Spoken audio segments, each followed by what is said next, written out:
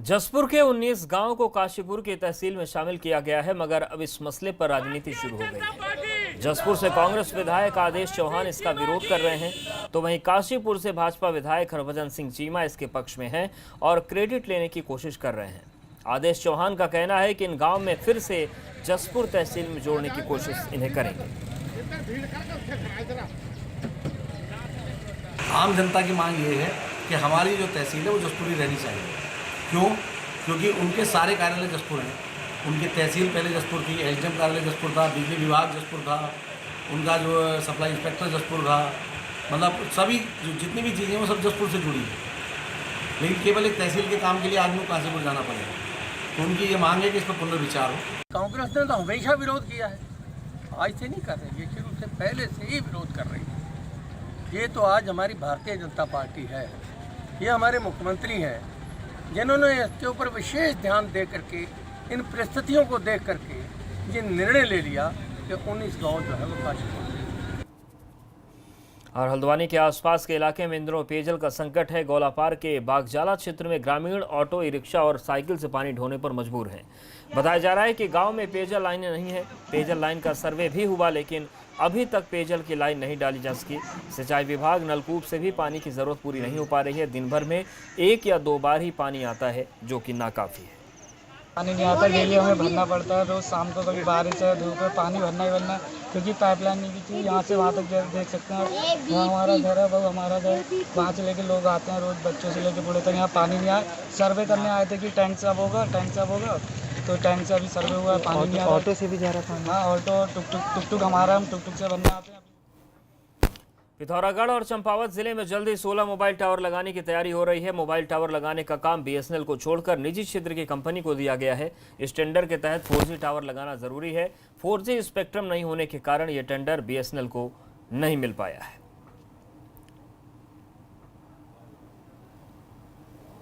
दूरसंचार मंत्रालय में एक संस्था है USOF।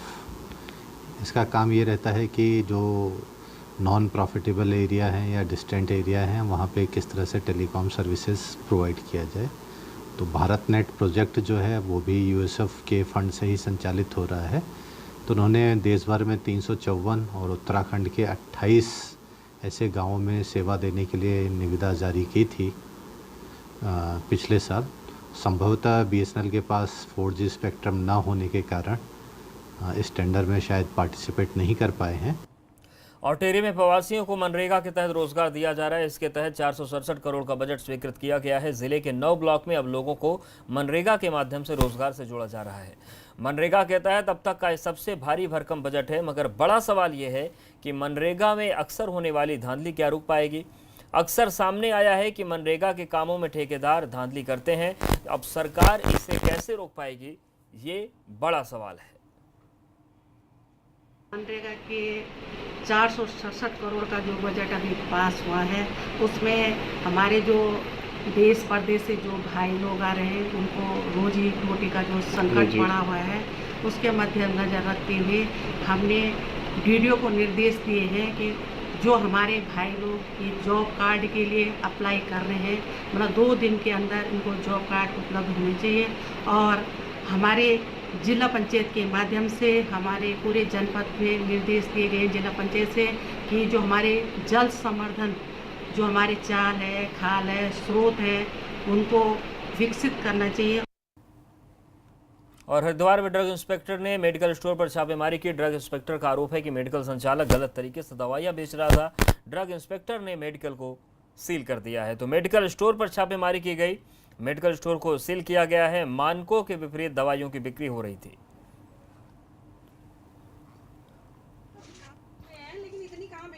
मौके पे पहुंचकर मेरे द्वारा ये देखने को भी मिला है कि इनके द्वारा जितनी भी अनारक्त दवाइयां हैं, जो कि लाइक एल्प्राजोलम, क्लोनाजेपाम, जो लाइफ सेविंग ड्रग्स के उसमें यूज होती हैं, फिलहाल ये उनके कोई भी मुझे डॉक्टर की पर्ची प्रस्तुत करने में अभी असमर्थ हैं।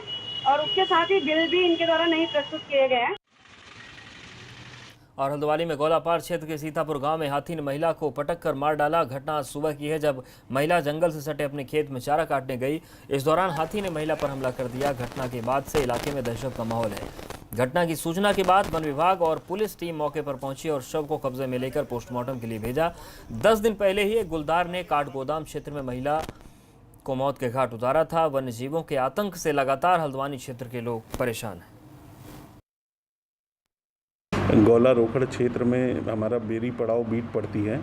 उस बीट में एक महिला जंगल के अंदर, उनका घर पास में ही पड़ता है सीतापुर में, तो वो चली गई थी। 62 वर्षीय महिला हैं, उनकी हाथी उनके सामने पड़ गया और उस मुठभेड़ में दुर्भाग्यवश उन महिला की मृत्यु हो गई है। महिला जो है हमारे किशनपुर में एक वॉचर हैं, उनकी पत्नी है। तो अब पोस्टमार्टम की कार्रवाई के लिए पुलिस उनकी बॉडी को ले गई है और शीघ्र ही 48 घंटे के अंदर हम उन्हें जो मुआवजा दिया जाना है 3 लाख रुपए का। कॉर्बेट पार्क में अब भालुओं की भी गणना की जाएगी। कहा जा रहा है कि पार्क में अच्छी खासी संख्या में भालू हैं। बाघों की गणना के लिए लगाए गए कैमरा ट्रैप के जरिए भालुओं की गणना की जाएगी।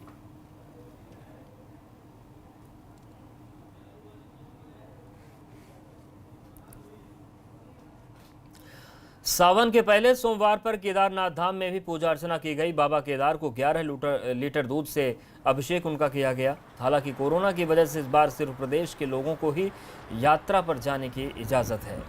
तो सावन के पहले सोमवार पर बाबा केदारनाथ का 11 लीटर दूध से अभिषेक किया गया।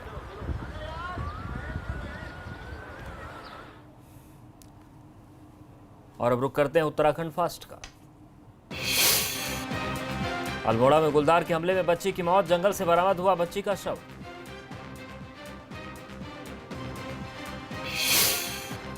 डीजल पेट्रोल के बढ़े दाम को लेकर रामनगर में कांग्रेस कार्यकर्ताओं का प्रदर्शन, तेल के बढ़े हुए दाम घटाने की मांग।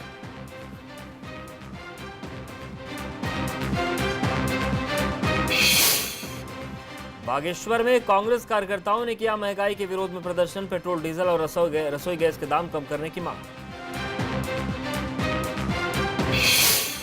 में कैबिनेट मंत्री अरविंद पांडे का घेराव, युवा कल्याण अधिकारी के खाली पड़े पदों पर नियुक्ति की मांग। हरिद्वार में वन महोत्सव में शिरकत करने पहुंचे वन मंत्री हरक सिंह रावत, रसियाबड़ रेंज ऑफिस परिसर में किया पौधारोपण। रुद्रप्रयाग जिले में अब नहीं है कोरोना का एक भी मरीज, कोरोना के सभी मरीज डिस्चार्ज। जिले में मिले थे कोरोना के 66 मामले। मानसून सीजन को लेकर खटीमा में बनाई गई 5 बाढ़ चौकियां पर 24 घंटे तैनात रहेंगे कर्मचारी।